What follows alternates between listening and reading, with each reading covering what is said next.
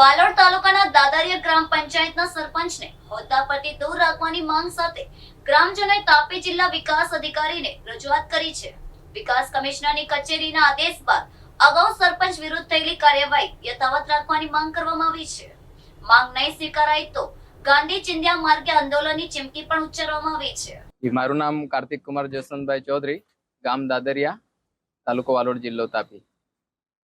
આજે અમે તાપી ખાતે ડીડીઓને મળવા આવેલા, તો એમાં રજૂઆત એ છે કે 28 તારીખે 28 નથી, આ કઈ તારીખ, 21/8/2026 ના રોજ વિકાસ કમિશનરમાંથી અમારા દાદરિયા ગામના સરપંચશ્રીને જે સસ્પેન્ડ કરવામાં આવેલા 17/10 તેને રદ કરતો હુકમ કરેલો છે, તેના વિરોધમાં અમે આવ્યા છે કે જે વિરોધ કરતો જે ત્યાંથી હુકમ કરવામાં આવેલો છે એમાં એટલી વિસંગતતા જણાઈ આવેલી છે કે અહીંયા ડીડીઓએ 3 વાર કુદરતી ન્યાયના સિદ્ધાંતથી સરપંચને સાંભળવા માટે નોટિસ મોકલેલી છે, સરપંચને પૂરેપૂરા સાંભળેલા છે અને પછી સરપંચને સસ્પેન્ડ કરેલા છે। છતાંય વિકાસ કમિશનરમાંથી એમ કહેવામાં આવે છે કે તમે તપાસમાં કરો। એટલે પહેલો એક પ્રશ્ન તો સરકાર પર છે કે તમે સરકારના માણસો, તમારા ડીડીઓ અને વિકાસ કમિશનરમાં કોઈ સીધો સંપર્ક નથી। પ્લસ બીજી વાત કે ડીડીઓના માણસોએ 2 વાર માપણી કરી, એક વાર તાલુકા વાળાએ કરીને એક જિલ્લા વાળાએ, છતાંય જે જગ્યાએ કામો નથી તે કામોમાં વિકાસ કમિશનરમાંથી આ લોકો એમ રજૂઆત કરે છે કે કામો થયેલા છે, હાલમાં સ્થળ પર બી નથી ને આ ગામ વાળા સાક્ષી છે। છતાંય આટલું બધું હુકમમાં જો દેખાતું હોય તો મને એવું લાગે છે ક્યાંક ને ક્યાંક કે આ ડીડીઓ છે અને વિકાસ કમિશનર સરકારની કડી નથી જોડાયેલી। અને બીજી વાત કે અમે જાગૃત નાગરિક તરીકે અમારી એક ફરજ છે કે ગામમાં ભ્રષ્ટાચાર થયો છે એ અમારે જાણ કરવાની છે।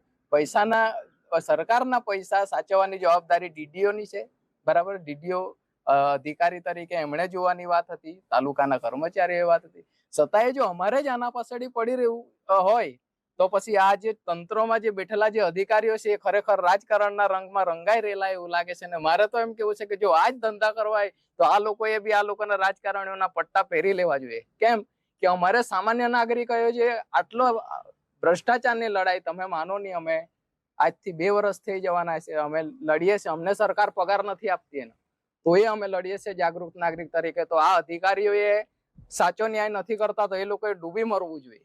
તમારી માંગ શું છે? અમારી માંગ એ જ છે કે અમને હાલમાં જે એમને જે સસ્પેન્શનનો જે હુકમ છે તેને રદ કરતો જે ઠરાવ કરેલો છે વિકાસ કમિશનરમાંથી એ તાત્કાલિક ધોરણે રદ થવો જોઈએ। તે શું કામ કે સરપંચને જો પાછું લેવામાં આવે તો આ ખાવદર લોકો પાછા ડોક્યુમેન્ટ સાથે ચેડાચાડી કરશે એવું અમને ચોક્કસ શંકા છે। અને ડોક્યુમેન્ટ સાથે ચેડાચાડી થાય તો અમારે આવનારા દિવસમાં બંધારણને સાચવવા માટે, લોકશાહીને સાચવવા માટે અમારે ગાંધી ચિંધ્યા માર્ગે આંદોલન કરવાની પણ ફરજ પડશે। એટલા માટે આ રદ થવું જોઈએ, સદંતર ખોટી બાબત છે। આ બાબતે ગામના ચૂંટાયેલ વોર્ડ સભ્યો દ્વારા શું માહિતી આપવામાં આવે? ચૂંટાયેલા વોર્ડ સભ્યને આ જે જવાબમાં એમણે જે એ કરેલું છે કે હેતુફેર માટે આ લોકોએ ઠરાવ કરેલા છે કે આ છે, પણ આજ દિવસ સુધી કોઈ હેતુફેરનો ઠરાવ નથી થયો। અને બીજી વાત, હા, કે વિકાસ કમિશનરમાંથી એમ કહેવામાં આવ્યું છે કે આ લોકોએ હેતુફેર કરેલો છે ને એ લોકોનો ઠરાવ છે, તો વિકાસ કમિશનરે બી આ વસ્તુ સમજવી જોઈએ કે હેતુફેર કેમક થઈ જાય છે।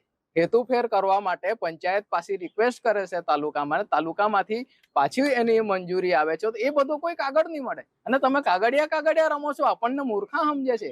અમે જાગૃત નાગરિકો છે, અમને આ મૂર્ખ સમજે છે સરકાર કે આ લોકોને કઈ ખબર નથી, એટલે આ લોકો આ ધંધા કરે છે આવા બધા। ઠરાવ ફેર બાબતે જિલ્લા વિકાસ અધિકારીને સરપંચ દ્વારા કઈ રજૂઆત કરવામાં આવી હતી? એવી કોઈ રજૂઆત નથી આજ દિવસ સુધી। એ લોકોએ જો હેતુફેરનો પ્રસ્તાવ કરેલો હતો ને હેતુફેર રહેતો તો આજ દિવસની ક્લીન ચીટ હોત ને, આ 10-12 મહિનાથી સસ્પેન્ડ શું કરવા રહેશે? એટલે રાજકીય કાવા દાવા ચાલે છે, તેમાં બી અધિકારીઓ આ લોકોના રંગે રોડાય એ કેટલું યોગ્ય છે? એટલે ક્યાંક નીચલા અધિકારીઓના જે હુકમ છે એને ઉપલા અધિકારીઓ ચેલેન્જ આપે છે એમ કહી શકાય? સીધી વાત છે। અને બીજી વાત કે સરકારના સરકારી માણસોની નીચેથી ઉપર સુધી લાઈન નથી તો આટલી વિસંગતતા જણાય આવે ને।